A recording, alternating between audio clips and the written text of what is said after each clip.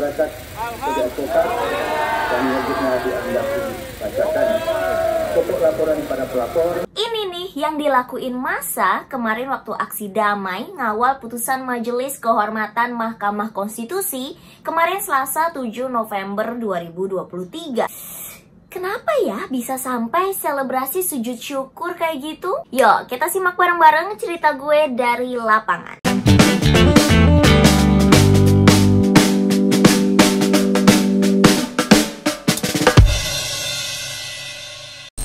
Sebelum gue lanjutin ceritanya, jangan lupa kalian subscribe dulu deh channel YouTube Cerita dari Lapangan. Di situ kita ceritain kayak behind the scene atau POV kita kalau lagi kerja.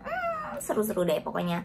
Jangan lupa subscribe ya. Nah lanjut. Cerita drama putusan Mahkamah Konstitusi atau MK sebenarnya udah dimulai dari 16 Oktober 2023. Iya, 16 Oktober 2023 adalah hari di mana Mahkamah Konstitusi atau MK menetapkan ketentuan baru soal batas usia capres dan cawapres. MK mengabulkan sebagian pengajuan gugatan dari mahasiswa Universitas Surakarta Almas Saki Biru.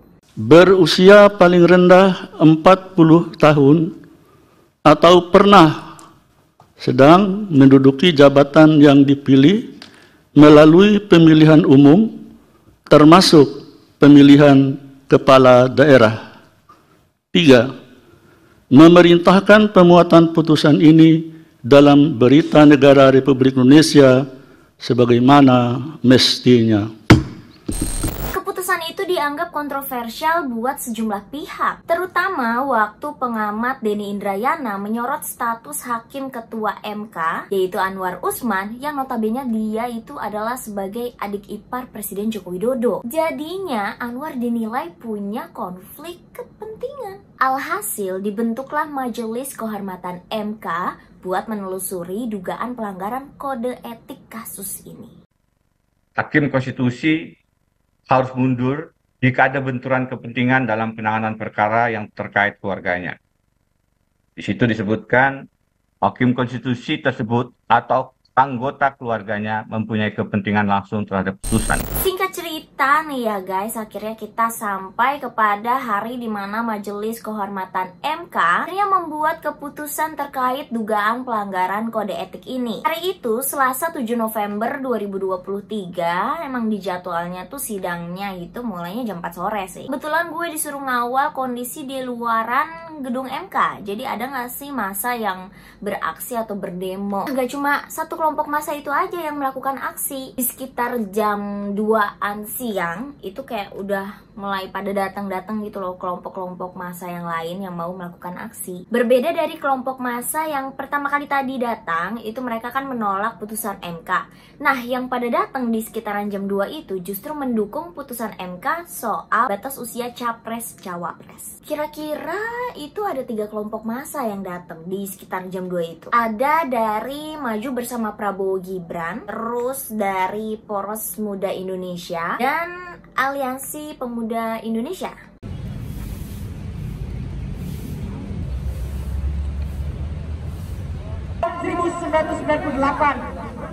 Tentang menyampaikan aspirasi di depan umum dilindungi oleh konstitusi. Asas hukum mengatakan kawan. Iya, kalau masuk semangat berdiri kawan-kawan. Hari ini kita tunjukkan. Salam sejahtera untuk kita semua. Salam. Perjuangan pemuda rakyat Indonesia yang telah memerdekakan negara kesatuan Republik Indonesia. Ternyata gak cuma 3 aja loh, ada sekitaran 6 kelompok massa yang hari itu melakukan aksi. Dan dari 6 kelompok massa itu semuanya mendukung dari keputusan batas usia capres dan cawapres. Ada yang unik dari aksi hari itu guys. Ternyata mereka itu nggak terlalu mempermasalahkan putusan MK soal dugaan pelanggaran kode etik. Yang penting bagi mereka adalah putusan MK soal batas usia capres dan cawapres itu nggak dibatalin. Ada pihak-pihak yang menggembleng terkait isunya etik, tapi ingin membatalkan putusan Mahkamah Konstitusi. Kan itu menjadi tidak benar. Kenapa tidak benar? Mahkamah Kehormatan Mahkamah Konstitusi atau MK itu tidak punya wewenang, tidak punya kapasitas untuk membatalkan putusan Mahkamah Konstitusi. Kenapa? Sesuai Undang-Undang Dasar 1945 pasal 24C ayat 1 jelas, putusan Mahkamah Konstitusi bersifat final dan mengikat. Artinya MK hanya sebatas etik. Oleh karena itu di sini kami hadir ingin meminta juga kepada Mahkamah Kehormatan yaitu Pak Jimli dan kawan-kawan agar memutus itu tidak keluar dari koridor konstitusi, tidak keluar dari koridor Undang-Undang Dasar 1945. Yaitu apa? Tidak memutus, membatalkan putusan. Lihat ya. Kalau untuk terkait Mas Gibran, kita kan lihat si penggugatnya, Pak. Nah, si penggugat ini kan tidak ada hubungannya dengan Anwar Usman. Sementara anak muda di Republik ini kan banyak, Pak. Bukan persoalan Gibran doang. Ada kita, ada yang lainnya. Nah, inilah yang kemudian merupakan suatu hal yang sangat baik, kabar gembira untuk generasi muda ke depannya. Anyway, sekitar jam 4 sore sidang putusan MK dimulai dan kelompok massa itu udah nggak berorasi atau udah nggak muter lagu lagi. Akhirnya mereka duduk sambil ngedengerin si sidang itu, karena si sidang itu diputer terus pakai speaker gede-gedean, jadi mereka kayak nobar bareng sidang itu. Tapi emang nggak semuanya bertahan sampai akhir sih, jadi sekitar jam 5 atau jam 6 sore itu beberapa ada yang udah pulang. Tapi masih ada satu kelompok lagi, Aliansi Masyarakat Jakarta Timur, yang masih bertahan di situ kira-kira sampai jam 6 sore, sekitar jam segitu. Dan memang janjinya itu waktu kita wawancara di awal dia aksi gitu ya, dia bilang kalau oh iya kita bakal stay sampai akhir dan kita pokoknya bakal melakukan sesuatu, entah itu sujud syukur atau apapun ya, tergantung hasil dari putusan nanti. Hari ini bisa dibilang senang dan gembira apa yang kita capai sampai detik ini, semua berhasil. Amin. Tapi baca kita sujud syukur sebagai bukti apa yang kita lakukan hari ini berhasil. Setuju ya? Ternyata mereka nepatin janji guys. Sekitar jam 5.45 itu masa dari kelompok Aliansi Masyarakat Jakarta Timur langsung beres-beres, siap-siap untuk melakukan sujud syukur.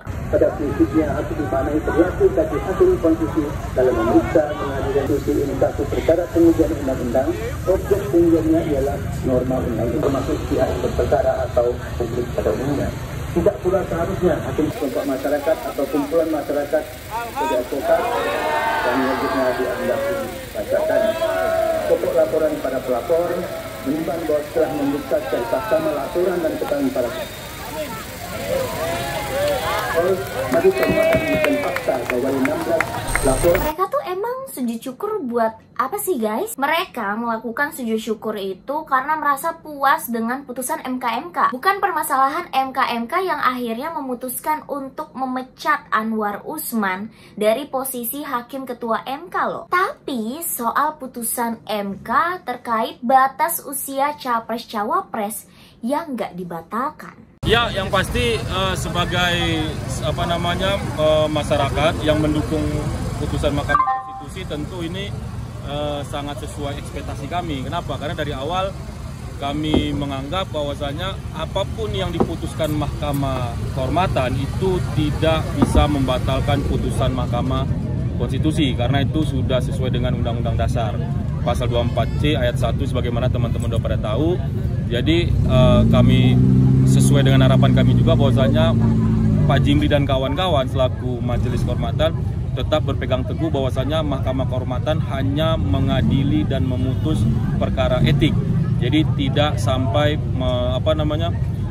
ada semacam inisiatif untuk mengarah kepada pembatalan putusan. Jadi harapan kami, tanggapan kami hari ini ya kami sangat bersyukur, dan tadi kami sudah praktikkan juga sujud syukur atas apa yang telah kami lakukan hari ini. Gimana menurut kalian? Apakah putusan MK soal batas usia capres-cawapres ini udah sesuai ekspektasi? Dan apakah menurut kalian putusan MK soal pencabutan Anwar Usman dari posisi hakim ketua itu udah adil? Tulis pendapat kalian di kolom komentar ya. Begitu dulu cerita gue dari lapangan. Kalau kalian kepo banget sama cerita-cerita lainnya, jangan lupa like, komen, dan subscribe, dan tungguin terus update-update video kita, oke? Bye-bye!